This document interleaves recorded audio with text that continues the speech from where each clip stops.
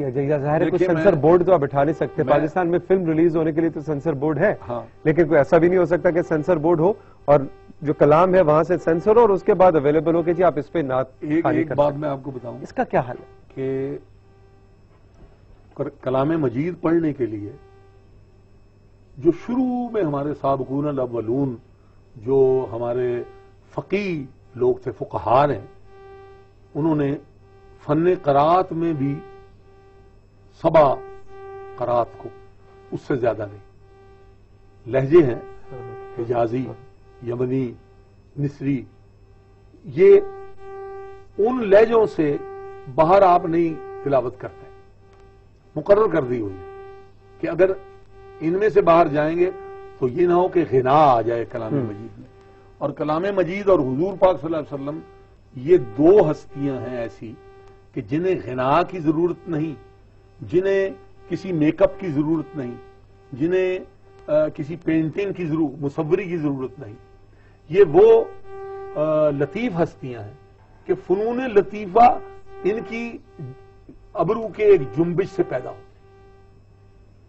میرا مطلب سمجھ گئے آپ کہ حضور پاک صلی اللہ علیہ وسلم کے لیے, اور وہ کہتے ہیں کہ نہیں ہے حاجت مشاتگی کچھ حسن معنی, اقبال کہتے ہیں نہیں ہے حاجت مشاتگی کچھ حسن معنی کو کہ فطرت خود بخود کرتی ہے لالے کی حنا بندی.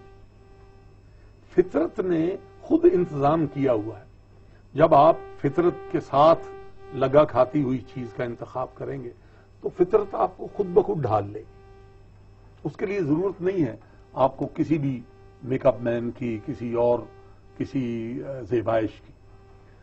تو آپ جو بات کر رہے تھے کلام کے بارے میں, وہ یہ ہے کہ ہر فن کی کلاسیکس ہوتے ہیں. کلاسیک جو جیسے آپ اردو کے قاعدے کو تبدیل نہیں کر سکے آج تک, الف بے پے تے ٹے سے, وہی ہے, چلا آ رہا ہے اور رہے گا جنہوں نے تعلیم حاصل کرنی ہے.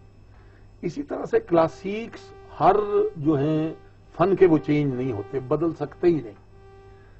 لہذا جو لکھنے پڑھنے والے لوگ ہیں انہوں نے حدود کا دائرہ بنا لیا ہوا ہے کہ ہم نے نبی مکرم صلی اللہ علیہ وسلم کی ذات کے بارے میں اگر لکھنا ہے تو ہم نے اس حد سے آگے نہیں جانا, خدا سے نہیں ملانا.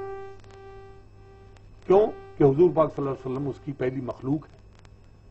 لیکن اس کے لیے بھی تو وہ پڑھے لکھے ہونے اور ایک شعور ضروری ہے. ضروری ہے. اب اس میں وہ تصوف کو لے کے آنا چاہتا ہوں کہ مثال کے طور پہ بابا بلے شاہ, ایک ہم گجرات میں ایک مسجد میں محفل نعت تھی, تو ہمارا ایک بزرگ نعت خان ہے, میں ان کا نام نہیں لیتا, منتظمین نے یہ فیصلہ کیا تھا کہ منبر پہ بٹھانا ہے نعت خان کو اور اس کے گلے میں چادر ڈالنی ہے جو بردہ شریف چادر عطا ہوئی کئی لوگوں کو اس میں. تو اب وہ بیٹھ گئے اس پہ منبر پہ, چادر ان کے گلے میں ڈال. اب انہوں نے کلام شروع کر دیا صوفیانہ. اس میں اب وہ آتے ہیں کہ مارنا ملا بولڑیاں مینو نچ کے یار مناون دے, کنجری بنیو میری عزت نہ کٹ دی مینو نچ کے یار مناون دے. اب وہاں کوئی نہیں بولا. سننے والے لوگ ہر طرح کے ہوتے ہیں. میں اٹھ کھڑا ہوا, میں نے کہا اب اس وقت تو بولنا چاہیے مجھے. میں نے کہا جو بھی ان کا نام تھا ان کا نام لیا. میں نے کہا بھائی ہزاروں نعتیں حضور پاک صلی اللہ علیہ وسلم کی شان میں لکھی ہوئی ہیں, اب آپ کو ممبر پہ بٹھا دیا گیا ہے اور گلے میں آپ کے تبرک کے طور پہ چادر ڈال دی گئی ہے, تو ضروری ہے آپ نے یہاں پہ یہ صوفیانہ کلام ضرور پڑھنا ہے کہ کنجری بنے میری عزت نہ کٹ دی. حضور پاک صلی اللہ علیہ وسلم تو انسان بنانے کے لیے آئے تھے ساری دنیا کو. تو اگر تصوف میں کسی کا کوئی ذاتی مسئلہ ہے اپنے پیر کے ساتھ, وہ اس کو منا رہا ہے گھنگرو باندھ کے یا کچھ, یہ اس کا اپنا ذاتی مسئلہ ہے, اس کو دین میں اور مسجد میں لے کے نہ ہو. تصوف تصوف نہیں، تصوف کی یہ لہر معبد ہے نا، مسجد ہمارا معبد ہے. نعت خوانی کے لیے اگر کہا گیا ہے تو پھر وہ نعت پڑھو، پھر نعت پڑھو. معبد میں، عبادت گاہ میں آپ یا کلام مجید پڑھ سکتے ہیں. اگر حضور پاک صلی اللہ علیہ وسلم کی نعت کی آپ کو اجازت دے دی گئی ہے کہ آپ پڑھ سکتے ہیں تو پھر نعت ہی پڑھیں. سید منظور الکونین صاحب ہمارا ساتھ دے رہے ہیں آج صبح پاکستان کے سیشن میں. رہیے میرے ساتھ، ایک چھوٹا سا بریک، ابھی ملتے ہیں.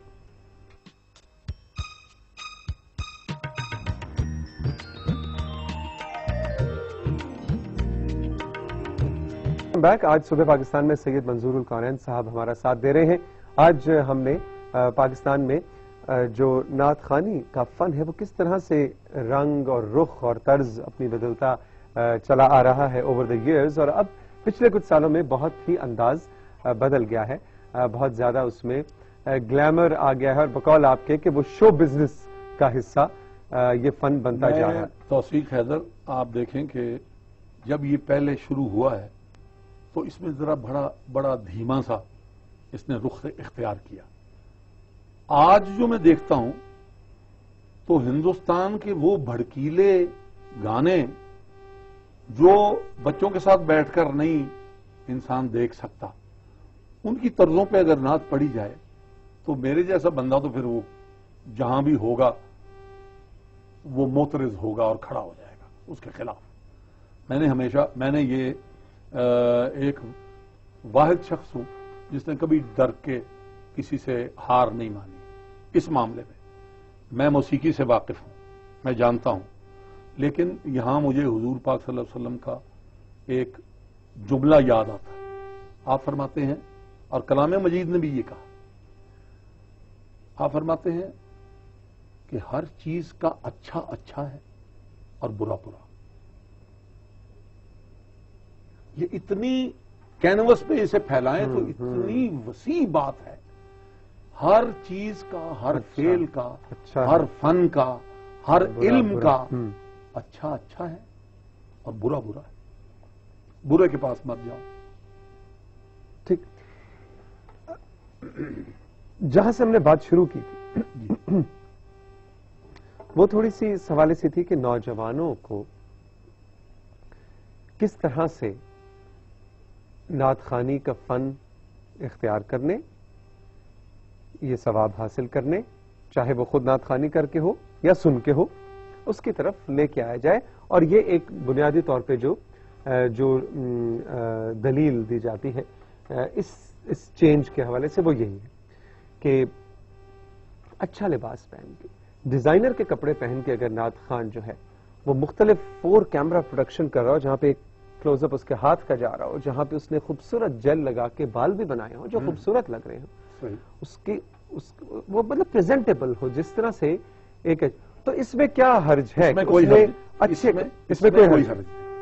دیکھیے انٹرکٹنگ ہو رہی ہے، مکسنگ ہو رہی ہے، سیٹ لگا ہوا نہیں. یہ تو آپ تو اس کی مخلوق ہے، آپ سوچتے ہیں.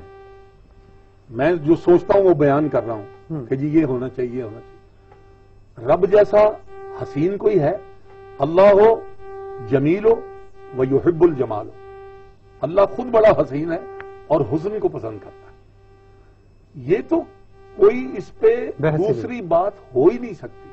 آپ اپنے آپ کو جتنا مرضی سنواریں بھائی، جتنا مرضی آپ اپنے آپ کو جیل لگائیں، پاؤڈر لگائیں، جو مرضی لگائیں، لیکن جب آپ بات کریں یا اپنے منہ سے کلام نکالیں اس ذات والا بابرکات کے بارے میں جس کی تعریف فرشتوں کے سمیت رب کر رہا ہے، تو پھر ویسے کرو جیسے وہ کرتا ہے، جیسے اس نے سلموا تسلیما کا حکم دیا.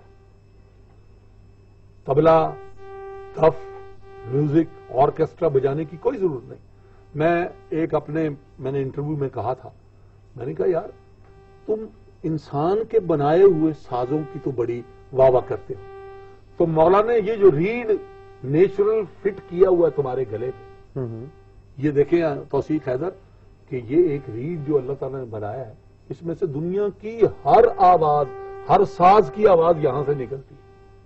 یعنی ہر ساز نے اس